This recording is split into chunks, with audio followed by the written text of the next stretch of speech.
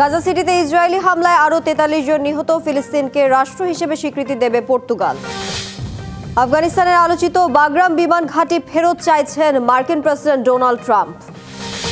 রাশিয়ার সামরিক ঘাঁটিতে ইউক্রেনের হামলা, আকাশসীমা লঙ্ঘন নিয়ে ন্যাটোর সঙ্গে আলোচনা এস্তোনিয়া। দেখছিলেন শিরোনাম, এবারে জানাবো খবরের বিস্তারিত। গাজা সিটি আজ ধ্বংসস্তূপে। নিরাপদ আশ্রয়ের খোঁজে বিপদসংকুল যাত্রায় মানুষ। ভয়াবহ হামলা, ক্ষুধা আর মৃত্যু, এটাই এখন গাজার বাস্তবতা। প্রতিনিয়ত দখলদার ইসরায়েল গাজা সিটিতে ভয়াবহ বিমান ও গোলা বর্ষণ চালাচ্ছে। গাজা সিটির পুরো নিয়ন্ত্রণ নিতে মরিয়া তেল আবিব। একদিনে ইসরায়েলি হামলায় নিহত হয়েছেন অন্তত ৪৩ জন ফিলিস্তিনি। এর মধ্যে গাজা সিটিতেই ২৬ জন। এদিকে কাল ফিলিস্তিনকে আনুষ্ঠানিকভাবে রাষ্ট্র হিসেবে স্বীকৃতি দিতে যাচ্ছে পর্তুগাল। এক পাশে সমুদ্রের ঢেউ, অন্য পাশে সারি সারি দাঁড়ানো বিভিন্ন বাহন। এভাবে গাজা শহরের কেন্দ্র থেকে মানুষ গাড়ি, ট্রাক এবং পায়ে হেঁটে নিরাপদ স্থানের দিকে যাচ্ছেন। সঙ্গে রয়েছে তাদের জিনিসপত্র। এরই মধ্যে আবারও গাজা সিটিতে ভয়াবহ বিমান ও গোলাবর্ষণ চালাচ্ছে নেতানিয়াহু বাহিনী। টানা ২ বছরের যুদ্ধে এটাই সবচেয়ে তীব্র হামলার ঘটনা বলে জানিয়েছেন প্রত্যক্ষদর্শীরা। ট্যাঙ্ক, ড্রোন এবং বিমান হামলা চালিয়ে যাচ্ছেন হামাসের অবকাঠামো ও সশস্ত্র সদস্যদের টার্গেট করে। ইসরায়েলের দাবি, শুক্রবারের অভিযানে তারা হামাসের শীর্ষ গোয়েন্দা কর্মকর্তা মাহমুদ আবু আল খিরকে হত্যা করেছে। অগাস্টে অভিযান শুরুর পর থেকে প্রায় ৪,৫০,০০০ মানুষ গাজা সিটি ছেড়েছেন, কিন্তু যারা রয়ে গেছেন তাদের জীবনযাপন এখন প্রায় অসম্ভব হয়ে উঠেছে। আল জাজিরার প্রতিবেদন বলছে, তাল আল হাওয়া সহ বিভিন্ন এলাকায় পুরোপুরি ব্লক ধ্বংস করে দেওয়া হচ্ছে। এখনো বহু পরিবার ধ্বংসস্তূপের নিচে আটকে আছে।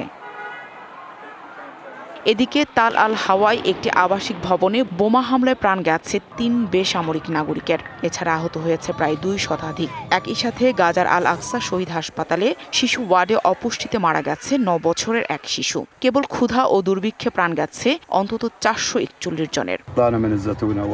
জেতুন ছেড়ে নাবুলস গেলাম, এখন নাবুলস থেকেও সরে যেতে হবে। ৩ দিন ধরে গাড়িতে, আর কোনো জায়গা খুঁজে পাচ্ছি না যাওয়ার।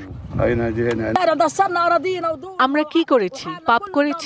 আমরা খাবার পাচ্ছি না, পানি পাচ্ছি না। একদিন সব অন্যায়ের বিচার হবে। এদিকে জ্বালানি সংকটে আগামী ৭২ ঘন্টার মধ্যে হাসপাতালগুলো বন্ধ হয়ে যাওয়ার আশঙ্কা করছে এনজিওগুলো। আর আগামী সপ্তাহে অনুষ্ঠিতব্য জাতিসংঘের উচ্চ পর্যায়ের সম্মেলনের আগেই ফিলিস্তিনের রাষ্ট্রকে আনুষ্ঠানিকভাবে স্বীকৃতি দেবে Portugal. Nahida Rinthi, DBC news desk. মার্কিন কোম্পানিগুলোর জন্য H-1B ভিসা স্পন্সরের আবেদন ফি $১,০০,০০০ নির্ধারণ করেছেন ডোনাল্ড ট্রাম্প। মার্কিন অভিবাসন নীতিতে বড় ধরনের পরিবর্তনের ঘোষণা দিলেন ট্রাম্প। ওভাল অফিসে আয়োজিত অনুষ্ঠানে তিনি নতুন ঘোষণাপত্রে সই করেন।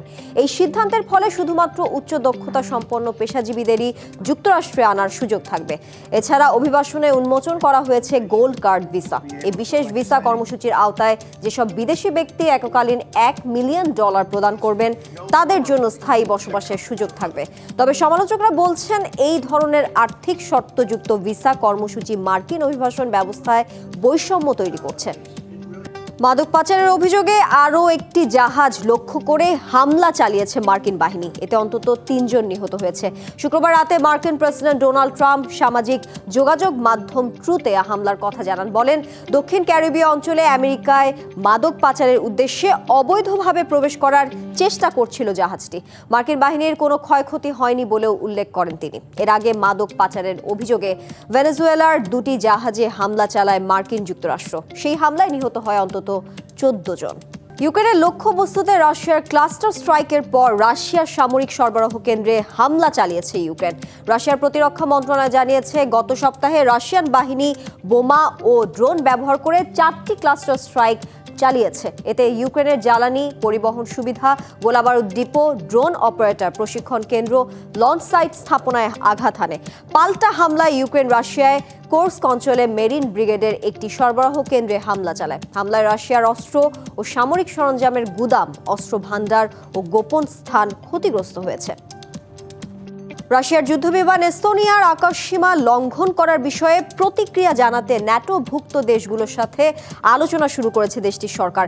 এস্তোনিয়ার পররাষ্ট্র মন্ত্রণালয় জানায়, শুক্রবার 3টি রাশিয়া MiG-31 যুদ্ধবিমান ফিনল্যান্ড উপসাগরের ওপর দিয়ে এস্তোনিয়ার আকাশে প্রবেশ করে। বিমানগুলো 12 মিনিট সেখানে অবস্থান করে। এস্তোনিয়ার পররাষ্ট্রমন্ত্রী মার্গাস সাকানাই একে স্পষ্ট উস্কানি বলে অভিহিত করেছেন। ন্যাটোর একজন মুখপাত্র এটিকে রাশিয়ার বেপরোয়া আচরণ বলে মন্তব্য করেছেন। যদিও রাশিয়া এস্তোনিয়ার আকাশসীমা লঙ্ঘন করার বিষয়টি অস্বীকার করেছে। ক্রেমলিন বলেছে, আন্তর্জাতিক আকাশসীমা নিয়ম মেনেই নিরপেক্ষ বাল্টিক জলসীমার উপর দিয়ে উড়েছে যুদ্ধ বিমানগুলো।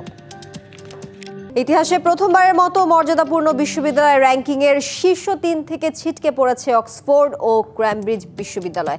টাইমস ও Sunday Times Good University Guide 2026 অনুযায়ী London School of Economics and Political Science প্রথম স্থান অধিকার করেছে। টানা দ্বিতীয় বছরের মতো এটি প্রথম স্থান অধিকার করল। এরপর রয়েছে সেন্ট অ্যান্ড্রুজ বিশ্ববিদ্যালয় ও ডারহাম বিশ্ববিদ্যালয়। অক্সফোর্ড ও ক্যামব্রিজ বিশ্ববিদ্যালয়ে যুগ্মভাবে চতুর্থ স্থান অর্জন করেছে। এই গাইডের ইতিহাসে প্রথমবারের মতো বিশ্ববিদ্যালয় দুটি শীর্ষ 3-এর বাইরে আসলো। গত বছর অক্সফোর্ড ছিল তৃতীয় এবং ক্যামব্রিজ ছিল চতুর্থ স্থানে। গত বছরও লন্ডন স্কুল অফ ইকোনমিক্স চতুর্থ স্থান থেকে প্রথম হয়েছিল।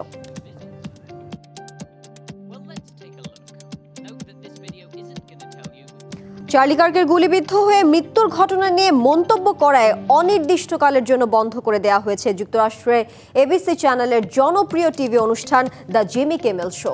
এর আগে মন্তব্যের জেরে ট্রাম্প প্রশাসন এবিসি টিভি নেটওয়ার্কের বিরুদ্ধে মামলা সহ লাইসেন্স বাতিলের হুমকি দেন। জিমি শো বন্ধের পর থেকেই শুরু হয়েছে আলোচনা সমালোচনা।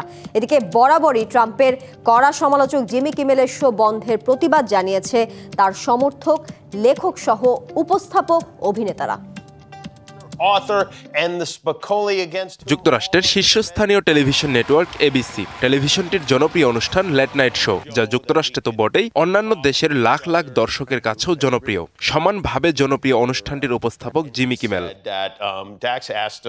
তবে এবার অনির্দিষ্টকালের জন্য বন্ধ করে দেয়া হলো জিমি কিমেলের লেট নাইট শো। কারণ হিসেবে বলা হয়, কিমেল তার লেট নাইট শোয়ে কট্টরপন্থী ট্রাম্প ঘনিষ্ঠ রাজনৈতিক ব্যক্তি চার্লি কার্কের হত্যাকাণ্ড নিয়ে ব্যঙ্গাত্মক মন্তব্য করেন। অনুষ্ঠানটি প্রচারের পর এবিসির বিরুদ্ধে $15 বিলিয়ন মানহানির মামলা করার হুঁশিয়ারি দেন মার্কিন প্রেসিডেন্ট। এরপরই তড়িঘড়ি করে নেটওয়ার্কটি জিমি কিমেল শো বাতিলের ঘোষণা দেয়। জিমির শো বন্ধ করা নিয়ে মুখ খুলেছেন আরেক কৌতুকাভিনেতা ক্যাথি গ্রিফিন। বলেন, প্রত্যেক উপস্থাপকই ব্যঙ্গাত্মক মন্তব্য করেন, এটা দোষের কিছু নয়। জিমি সীমা লঙ্ঘন করেনি, রাতের বেলার সব উপস্থাপকই তা করেন, এটাই তাদের কাজ। একজন কৌতুকাভিনেতা হিসেবে আমি মনে করি এটা দোষের কিছু নয়। জিমি কিমেলের শো বন্ধের প্রতিবাদে রাস্তায় নেমেছেন তার ভক্ত সমর্থকরা। তারা বলছেন, কিমেল ভুল কিছু বলেননি। জিমি চার্লি কার্কের প্রতি ট্রাম্পের সহানুভূতির অভাব তুলে ধরে মজা করেছিলেন, এটুকুই। তিনি চার্লি কার্ক সম্পর্কে নেতিবাচক কিছুই বলেননি। জিমি কিমেলকে সম্প্রচার থেকে সরিয়ে দেওয়ার সিদ্ধান্তকে বাক স্বাধীনতার উপর আক্রমণ বলেও অভিহিত করেন বিক্ষোভকারীরা। আব্দুল আল মারুফ, ডিবিসি নিউজ ডেস্ক। পানি সংকটে ভুগতে থাকা দেশগুলোর জন্য আশার আলো হয়ে উঠেছে সংযুক্ত আরব আমিরাতের এক উদ্ভাবনী উদ্যোগ। দেশটির স্টার্টআপ কোম্পানি মা হাওয়া বাতাসের আর্দ্রতা থেকে বিশুদ্ধ খাবার পানি উৎপাদনের প্রযুক্তি চালু করেছে। মরুভূমির শুষ্ক পরিবেশেও এই প্রযুক্তি কার্যকরভাবে পানি তৈরি করতে সক্ষম। মরুভূমির দেশ সংযুক্ত আরব আমিরাত, যেখানে পানির প্রাকৃতিক উৎস প্রায় নেই বললেই চলে। এই প্রতিকূল পরিবেশেই শুরু হয়েছে এক নতুন জলযাত্রা। বাতাস থেকে সরাসরি তৈরি হচ্ছে বোতলজাত পানি। আবু ধাবির মা হাওয়া কারখানায় বাতাসের আর্দ্রতা থেকে প্রতিদিন প্রায় 40,000 লিটার বিশুদ্ধ পানি তৈরি করা হচ্ছে অত্যাধুনিক প্রযুক্তির মাধ্যমে। আমরা এমন একটি অঞ্চলে কাজ করছি যেখানে পানি দুষ্প্রাপ্য। আমাদের লক্ষ্য সীমাহীন সম্ভাবনা থেকে টেকসই সমাধান সৃষ্টি করা। শুধু কারখানার জন্যই নয়, ব্যক্তিগত ব্যবহারের জন্য তারা বাজারে এনেছে জেনি নামের একটি উদ্ভাবনী মেশিন, যা বছরে প্রায় 40,000 লিটার বিশুদ্ধ পানি উৎপাদন করতে সক্ষম। এর মূল্য প্রায় $3,800 মার্কিন। আমি রান্না ও পানীয় জল তৈরিতে জেনি ব্যবহার করি। আমার মতে এটা শুধু একটি চয়েস নয়, এটা হওয়া উচিত একটি জীবনযাত্রা। তবে বিশেষজ্ঞদের মতে এই প্রযুক্তি যতই সম্ভাবনাময় হোক না কেন, এর কিছু সীমাবদ্ধতা রয়েছে। যেমন এর উৎপাদন হার তুলনামূলকভাবে কম এবং এটি স্থাপনে প্রয়োজন হয় বেশ খানিকটা জায়গা।